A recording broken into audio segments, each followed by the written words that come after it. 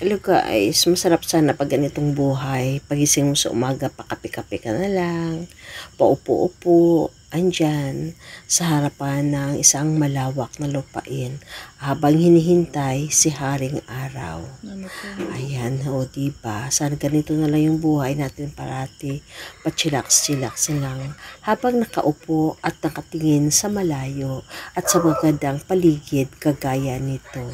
So, ayan na guys, sumabas na si Haring Araw. So, maganda na siya at nakangiti.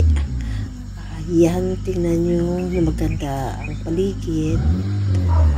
And then, ganito lang, rides ka lang, paluwag-libot sa malawak na lupain.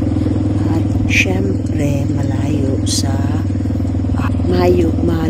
sa ingay at saka sa chismisan. O, diba? Ayan guys, hope you enjoy watching the nice video and surrounding and have a peaceful life every day.